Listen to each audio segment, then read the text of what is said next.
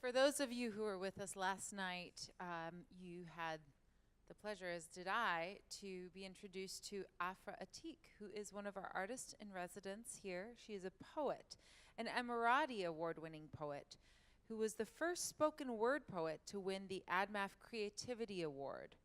Afra has been featured on several platforms across the globe, such as the TEDx here, Step Music Festival, the NYUAD and NYU Abu Dhabi Arts Center, Shara, as well as at numerous universities and schools.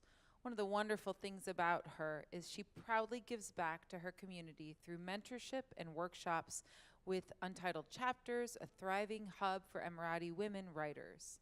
Afra was named Best Performer for the 2015-16 by Rooftop Rhythms, which I've had the pleasure of attending. It's amazing. And has won multiple poetry slams and competitions. As a scholar, Afra has recently been published in the International Journal of Research in Humanities and Social Sciences and conducted social researching pertaining to literature and education. She is incredibly inspiring. She is an Emirati artist, and she is one of our artists in residence. Please join me in welcoming Afra.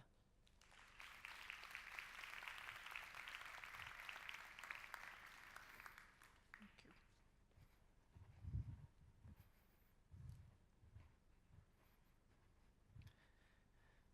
I'm kind of confused as to which way I need to face. I've never done a circle before, so I'm just gonna see how it goes. I'm Afra. I'm a poet. I like to tell people I'm half poet, half scholar. I was deciding what work to present along with the new work that I'm showcasing here, and I decided that I was just gonna tell my story in the way that I know how, which is through poetry. So I'm gonna do a couple of poems. I'm just gonna put that down there. I know with spoken word, they tell you if you hear something that you like or that you think is really interesting to snap. That's the part where you snap. There you go. But if you hear something you love, you can clap or you can woohoo if you want to. It's a two-way street. So let's just do it. This is a poem called Shara'. Shara' is the Arabic word for sail, like sail of a boat. The fastest way to kill a poetry performance is to be generic. The fastest way to kill a dream is to suffocate it. Squeeze out every last breath, wedge it between the words realistic and unattainable, wrap it in blankets of self-doubt and tell it, it has no place here. Ostracize and outcast until no one recognizes its face or speaks its name, kill off passion.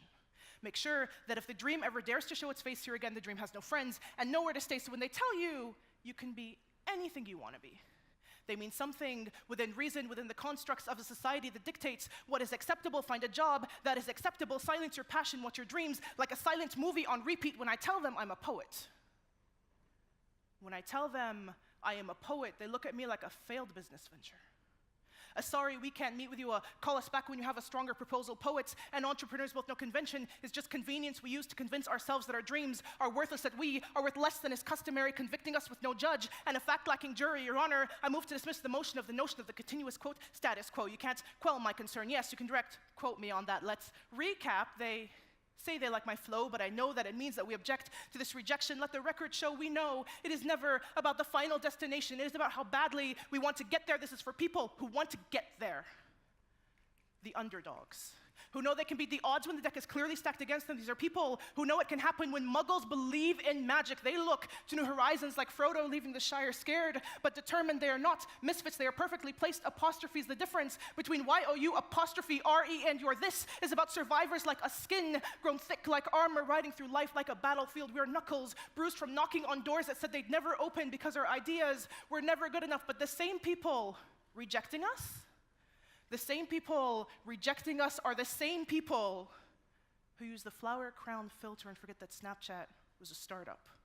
Those who stuff the makers of change like monsters in boxes and bedtime stories, forced to roam around under cover of darkness. The ones who forgot how sleep feels because their dreams are more important than rest. No wonder they say 2 a.m. was made for the artists. We know this is not the quickest way to become famous. It is about looking at what is and figuring out how to change it. It is about life slapping you across the face and you screaming back, I got this. This is me. This is me being asked to spell the word unnecessary, in the 6th grade spelling bee replacing a C with an S, 2 S's with a C, tripping over my words, not seeing what I was saying, stuttering off the stage in shame and coming back a slam queen. This is for him, who knows his app can revolutionize the way we see business, saves his allowance because investors won't take a chance on someone armed with just a dream and a business plan under the age of 19. This is for her, the passion that can outshine the stars in a voice like an anthem. We've lost too many stars to this life's brutal clenched fist. This is not a motivational speech. This is a call to create communities of creators, engineers, of ideas. It is knowing that no amount of training and social conditioning can change what you believe in, so open your arms. Leave your hearts out like a welcome mat. Turn on the porch lights. It's been a starless night for far too long. Let the dreams know. Let the dreams know it's time to come home. Thank you.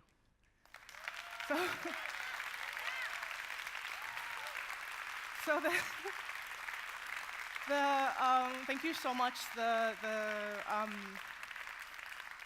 like that there were snaps and there were woohoos. I like the woohoos. The second poem that I'm going to do is it's a poem that's really special because it's the poem that got me my first award, and it was the first time I felt like my words were valid and my story was valid, and it was the poem that really was one of the first times that I laid everything out there. So this is, it's called An Open Letter to Cancer, and I'm just gonna do it.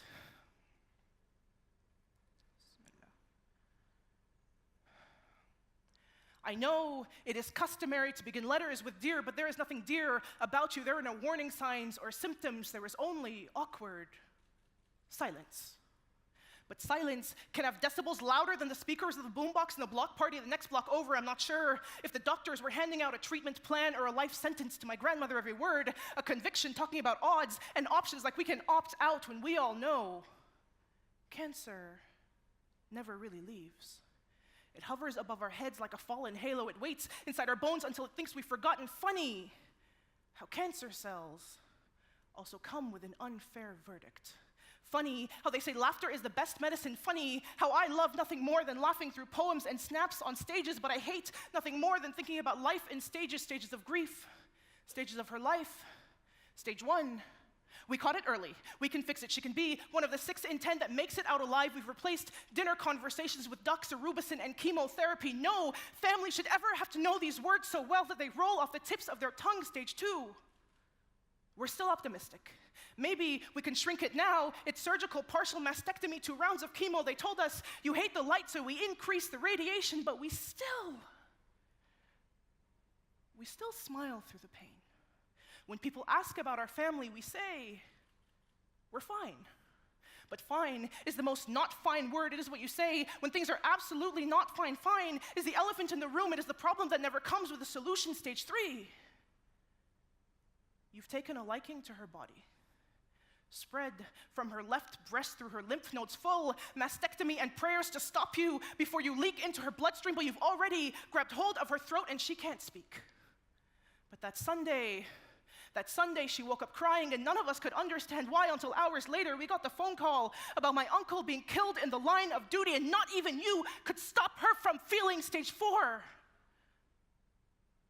pray. We made her more comfortable, got ready to say goodbye. The doctors say it's terminal. Funny how they say terminal like an airport terminal, like she's about to go on vacation, only she's probably never coming back. I wish I could sever my forever and stitch it through all the parts of you the doctors say they can't fix. Life is full of contradictions. They say you always remember the first and last words. You speak the last words my father ever spoke to his mother were on the day that she died. He said, enough is enough. Let's take her home. I know it is customary to end letters with sincerely, but you, cancer, there is not one sincere thing about you. Thank you.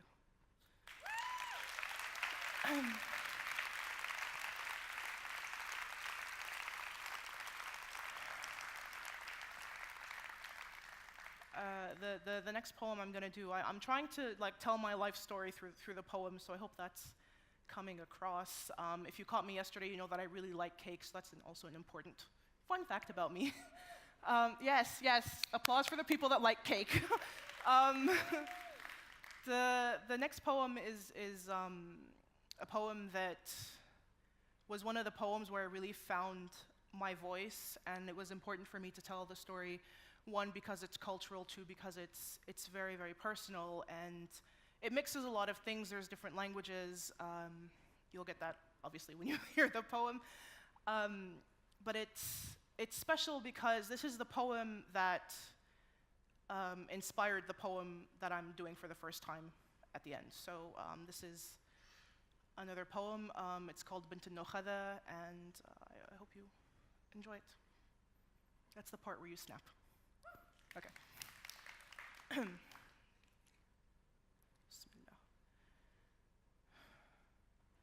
They called him Okada, captain of the vessel, highest commander of the ship. They called him Al-Mangush, the one with the markings, his face, with the signs you can only get at sea, lines like a roadmap to his story. My grandfather taught himself to read at 50 years old. Before then, he couldn't quite make out the letters on the pages, but he could read the sky. Like poetry, knew the stars. Like stanzas, he was the North Star. He always knew the direction of home. My grandfather was a carpenter. Hands hard as the wood he learned to carve himself. I can see his palms and the bookshelves he built for my parents. He wore the calluses on his fingers like medals of honor. My grandfather was a pearl diver. He knew the tides like he knew his own name. Never went a day without speaking the fisherman's prayer. Ya Rab, ihfadni ya Rab. Irziqni. Spent his life under the water looking for the life he wanted to give his children. We were told he could hold his breath for minutes on end. My father has the same strong will, both built themselves up from nothing, never letting the size of their paychecks affect the size of their hearts. My family knows determination, knows how to build.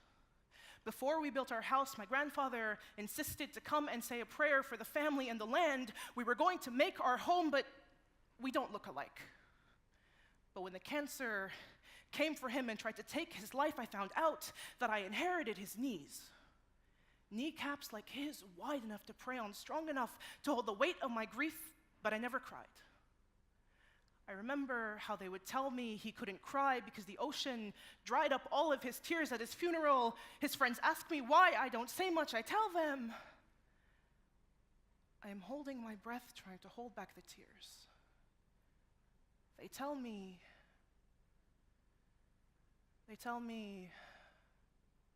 ولد فرعي نفسها كان طويل.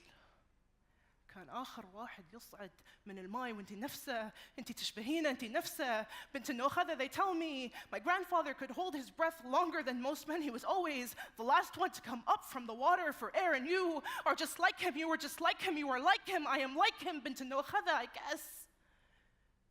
Maybe I am. Thank you.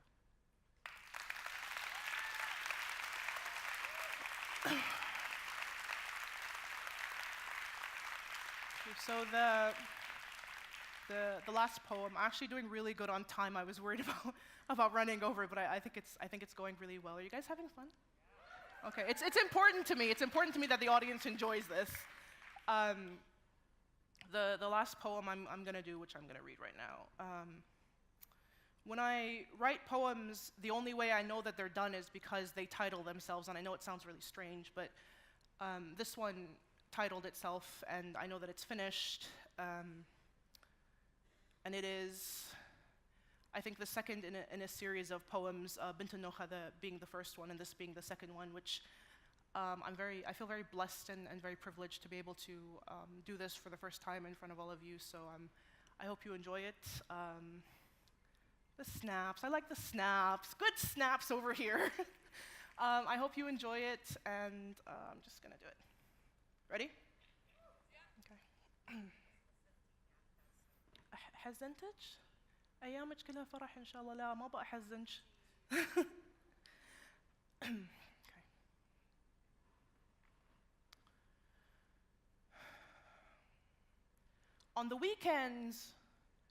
On the weekends, Baba sings in the kitchen late into the night. Sometimes it's classic Fairuz or Kulthum, sometimes it's songs of the ocean, and sometimes it's disco funk from the 70s. My mom jokes that he has no rhythm, but he claps and snaps anyways. He sings anyways. His hands are always happy. His clapping is always the sound of home, home. Where every time a guest arrives on our doorstep, Baba insists on taking them to the backyard to show them his vegetable garden. He calls it the grand tour. We call it his fifth child. He says, this is calamansi. Baba, they're like limes, but very small, from the Philippines. Mango trees in the middle, we have to cut them down, but don't worry, we'll plant them again when the harvest ends. Lemons grow next to the carrots, lumi mjaffaf, because everything is better with lemon, laymoon, or isal, basil. For colds, we make cures in the kitchens. We do what we can with the tools we were handed. Look at the tomatoes ripe this year. We will have good vegetables this year. We will cook good this year. Look at everything we will grow this year. Normally, I roll my eyes. But today, we talk about vegetables and gardens, how he is able to grow plants. Baba says growing plants, yibala sabr. He looks at seeds and sees life. My father taught me that you cannot grow love until you are able to hold patience in your hands. My father's hands know what it is like to grow life, to watch it sprout up from the ground despite its surroundings. He was the first person to teach me how to shake hands. He says intentions always travel through the hands. My father's hands know intentions. The same hands that buried both parents, a brother, a shaheed that died racing into the blazing fire in that yellow fireman's suit. My father's hands know what it is like to hold the living and to pray for the dead. His hands raised to the sky, always raised to the sky. Prayers and dua, we poured our grief into his open hands, but his fingers never twitched. His palms never shook. His hands were still. His hands are still. And me, I do what I can with the tools I was handed. I learned how to grow poems in the palms of my hands under palm trees. I gave them names of the earth, bahar, ocean, hawa, air, shamal, the wind that brings the rain, shamal, north, shamal, like you, except this one. Except this one. This poem, I named it Ayadi. For the hands that never shook. When you grip life like he does, you get hands like his, unbreakable, unshakable hands like his, Sometimes he asks me what I am doing. I say, Baba. أحاول أكون مثلك.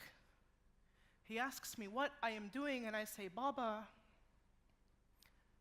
I'm trying to be like you. Thank you.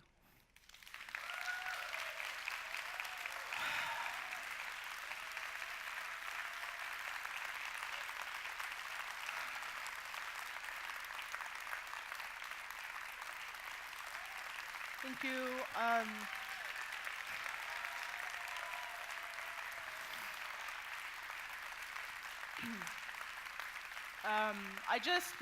Before I go, I have to thank you. You guys have been an amazing audience. I have to thank Carla and David and Manuel, who's here somewhere. I don't know where he is. And everyone that put this together, and Mesa, are you? Mesa's here. And all the endless hours and the countless emails and the 2 o'clock in the morning things that I realize that I need to ask them. You've been incredible. I think it's incredible support for somebody who's an emerging artist, and it means so much, and I appreciate it so much. So thank you, everybody. You've been an incredible audience. I want to take a selfie. Can I take a selfie? Okay. Sorry, I'm the selfie queen. We have to take like 4 different selfies, though.